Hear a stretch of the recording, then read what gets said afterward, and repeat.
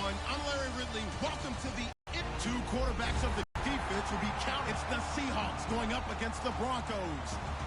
So let's get you out to Denver and Charles Davis. Larry, we are at the foot of the Rockies, Denver, Colorado, as you get a look at Sports Authority Field at Mile High. Straight ahead, a rematch of Super Bowl 48, and it should be a good one between the Seattle Seahawks and the Denver Broncos. So he shifts past him, and he'll be out of bounds across the 25.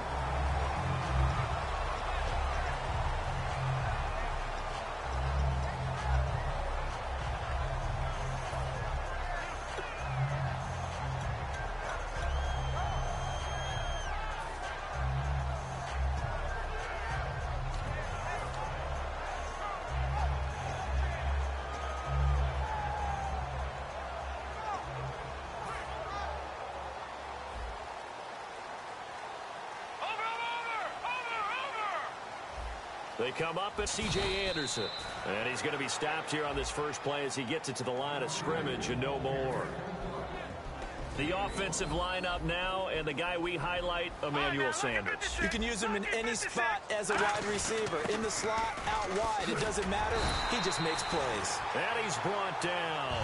A nice pick up there, 10 yards, and it'll move the sticks. How many times do we say in this game is speed kills, and it does it in so many different ways. In this case, you got a back who's quick and shifty, can make moves, make people miss, but also gets to and through a hole before it can close down. That's some of the benefits of that speed, not just outrunning people in the secondary. And that led to a really nice game. Well, coaches always talk about finding balance on offense. I don't think you get much more balance than this. Big-time run, big-time pass. A 1-2 combination. Look pretty good. How about that? Let's see if they can continue to take that kind of a punch, though. It'll go as a gain of 10 there. And it's a first down for the Broncos. For so many years, I was convinced it was a myth, you know, because you always hear about the smaller running back. Oh, he gets lost, you can't find him, and sometimes that's part of his genius. But it's true. You get behind big offensive linemen, the defensive line guys trying to find him, trying to peek around people to see him, and he gets lost. But this guy gets lost in a good way for his offense, picking up big yardage. Partner, your thoughts on this D-line? I love a unit that can control the run and get out. And he'll take it into the end zone for a Denver score. C.J. Anderson, 25 yards. And the Broncos take it all the way down the field and score on the opening drive. And he's got it. 7-0 Broncos. After the touchdown, here's McManus now to kick it away. And no return on this one as the fair catch is signaled for and taken.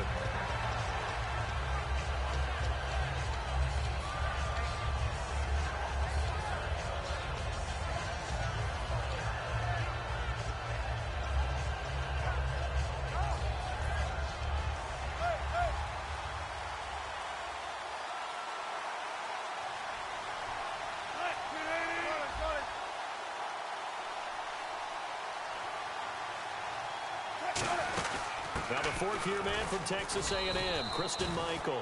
2 yards on the carry there, and it'll be second down.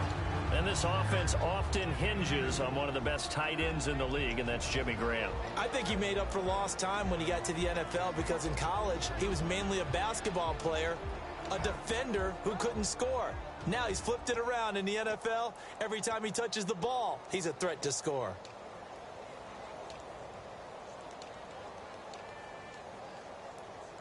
Second down following the run.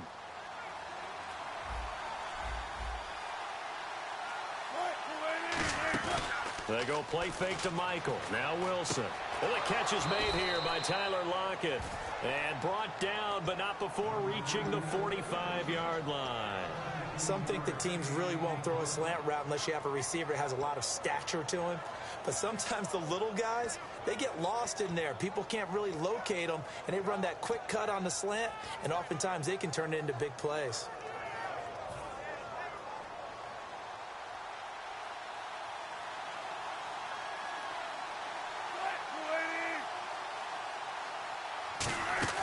They'll run it now out of the gun. And he's going to be hemmed in and brought down right at the line of scrimmage. Just a yard on the first down carry, so it's 2nd and 9. And here's a look at the defense for Denver. I love watching T.J. Ward play.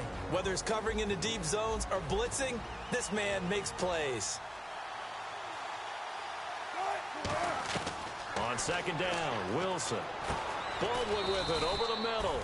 In this era in the NFL, when all we talk about is offense, I feel like the pendulum may be swinging back towards defense, especially in Denver. I mean, they could not have been more dominant at the end of 2015 and won a Super Bowl, and there's been no drop-off in 2016. And they've been clicking a little bit on offense. Simeon coming around. Here we go. Could be another Denver run deep in the playoffs. How do you block Von Miller? Well, you really don't. DeMarcus Ware is out with injury now. But how about Shane Ray? They invested a first-round pick in him last year, and he's playing awfully well. 3 sacks so far. So after that big gain, let's see what else the offense has up its sleeve. Looking to jam the receivers at the line here. Press coverage look defensively. On 1st down, Wilson. And it pops free. The collision there jarred the ball loose and brings up 2nd down. So much of his game is focus and concentration. And whenever I see guys running the in route, I know that in the back of their mind, they're always wondering who's lurking inside that might put a big hit on them as they try and catch the ball. Now Wilson throwing middle, but it's incomplete. Tyler Lockett was the target there. And that's going to make it 3rd down and 10. It's always tough for the guys throwing the football when they think they've got a completion and the ball's almost there, and then someone sneaks a hand or two in and bats it away. Here comes the 7th play now of this drive as this is 3rd and 10.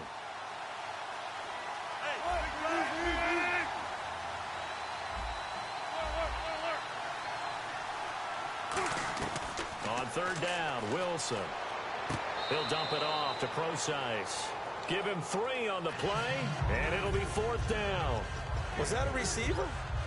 Yeah, actually it was. There's a running back who was a receiver on the play. Ike's been spending time in the receiver drills getting his feet down. Well, those guys... Now, whistles come in. We're going to get a timeout here by the offense.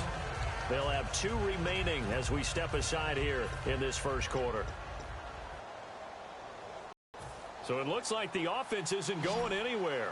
They're going to go for it on 4th and 7.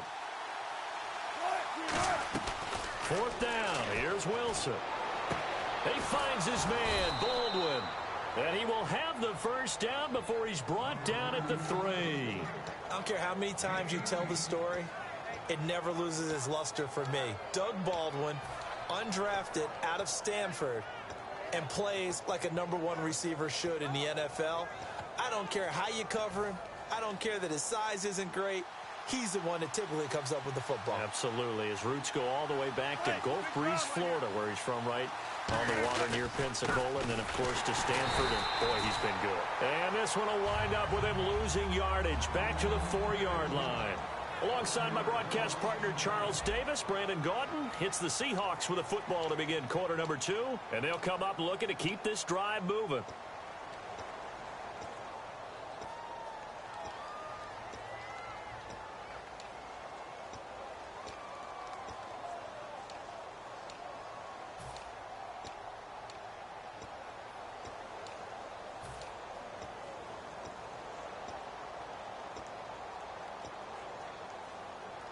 And this seemingly endless drive continues. The play clock's running down. On 2nd down, here's Wilson. Looking middle, and it's incomplete. All defenders get tired of hearing about their lack of hands and why they're playing defense instead of offense. But in this situation, it was the hands that made the play. Batting the ball away on an attempted touchdown pass. Excellent job. Way to knock it down.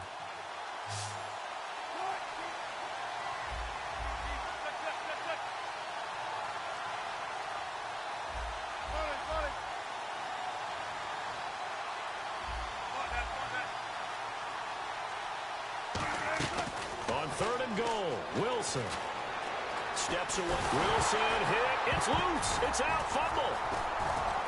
It's picked up by the Broncos. And a big turnover there as his guys will get the football back. The Broncos offense now gets ready to head back onto the field. And it's a unit last drive.